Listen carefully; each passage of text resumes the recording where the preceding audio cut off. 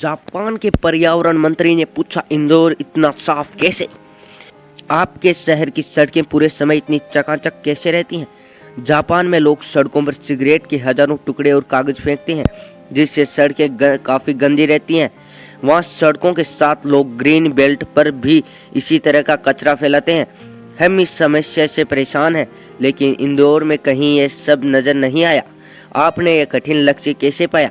संयुक्त राष्ट्र की 8वीं regional 3R forum in Asia and the Pacific conference में शामिल होने आए जापान दल में शामिल पर्यावरण मंत्री टाडाहिको इटो ने यह सवाल मंगलवार को नगर निगम इंदौर के अफसरों से पूछा।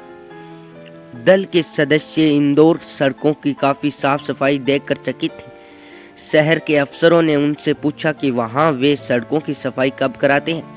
जापानी दल ने बताया कि वहां की सड़कों पर सुबह 5 से 8 बजे तक मैकेनाइज्ड रोड स्वीपिंग की जाती है।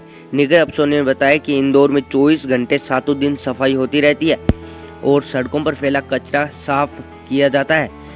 यहाँ रोड स्वीपिंग मशीन रात 10:30 से सुबह 6 बजे तक सफाई करती है। सुबह 6 बजे से निगम के सफाई कर्मी मैदान में आ जाते हैं। बड़ी सड़कों पर बार बार सफाई होती है। यही कारण है कि इंदौर की सड़कें हमेशा साफ सुथरी रहती हैं। जो व्यक्ति कचरा फैलाता है उस पर तगड़ा फाइन किया जाता है। इसी सख्ती के कारण अब यहाँ लोगों की आदत बदल गई है। लीटर बीन भी लगातार खाली की जाती हैं। इंदौर में आकर सीखा ये पाठ। निगम अफसरों के जवाब के बाद जापानी दल के सदस्यों ने कहा कि वेस्ट सेग्रीगेशन तो जापान के शहरों में 16 से 20 तरीके का होता है, लेकिन सड़कों की सफाई का यह पाठ हमने इंदौर आकर सीखा। इस मामले में इंदौर का अनुसरण कर वहां के शहरों में इसी सफाई व्यवस्था अपनाई जाएगी। 2030 तक शहरों में आ जाएगी 80% आबादी। यूनाइटेड नेशंस के आर्थिक मामलों के अधिकारी ब्रिगेड ब्रेड ने बताया कि एक रिपोर्ट के अनुसार 2030 तक 80% आबादी शहरों में आ जाएगी। 2050 तक हम इतना प्लास्टिक पैदा कर चुके होंगे कि वह समुद्र के बराबर हो जाएगा। इन सब स्थितियों को देखते हुए 3R पर काम करना बहुत जरूरी है। यूएन इससे जितनी भी मदद हो सकेगी वह देगा। हमें अब रीशेड्यूल, रिसाइकल और रीयूज पर काम करना ही होगा। बच्चों को इस बारे में बेहतर तरीके से समझाएं और बताएं। आज हम जो उन्हें देंगे कल हमें वो चीज़ लौटाएंगे। इन सब विषयों पर यूएन भारत की नहीं विश्व के दूसरे देशों में भी काम कर रहा है।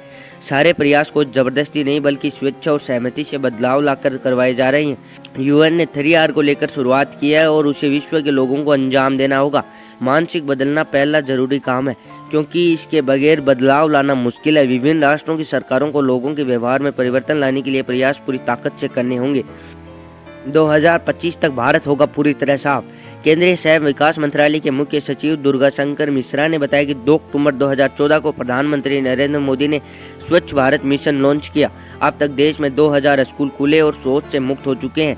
2025 तक भारत पूरी तरह से साफ होगा। प्रधानमंत्री 3R के बजाय 6R की दिशा में काम करने का सुझाव दिया और इसमें वेस्ट, रेसिड्यू, रिसाइकिल, रीयूज के साथ रीमैन्युफैक्चर, रीडिजाइन और रिकवर को जोड़ा है। केंद्रीय सचिव ने उम्मीद जताई कि 45 देशों के 300 से ज्यादा प्रतिनिधियों के लिए यह कॉन्फ्रेंस उपयोगी साबित होगी। 2035 तक होगा दुगना कचरा उत्सर्जन। प्रतिभागियों का होलकोरों की नगरी में स्वागत करते हुए प्रदेश की नगरीय विकास और आवास मंत्री माया सिंह ने कहा कि मध्य प्रदेश के इंदौर में इस अंतर्राष्ट्रीय कॉन्फ्रेंस का होगा। यह प्रमाणित करता है हमें सफाई के लिए सकारात्मक प्रयास के। स्वच्छ भारत मिशन 3R फोरम के उद्देश्यों से जुड़ा कार्यक्रम में यह सफल रहा तो हम आने वाली पीढ़ियों को साफ पानी, हवा और स्वच्छ जीवन देने में कामयाब होंगे। अभी हर साल 1.5 अरब टन कचरा पैदा होता है, जो हर साल 4% की दर से बढ़ रहा है। 2035 तक वर्तमान से दोगुना कचरा पैदा होने लगेगा। नई दिल्ली में कचरे के पहाड़ का गिरना और मुंबई में जमीन खिसकने जैसी घटनाएं इस खतरे की ओर इशारा करती हैं। 3R को लेकर अब गंभीरता से काम करने का वक्त है। हम जो योजनाएं बनाएं उन्हें आगामी 50 साल को देखते हुए बनाएं। वेस्ट मैनेजमेंट एक समस्या नहीं, चुनौती है। मध्य प्रदेश इस दिशा में बेहद संजीदगी से काम कर रहा है। इसका अनुसरण देश के दूसरे शहर भी कर रहे हैं।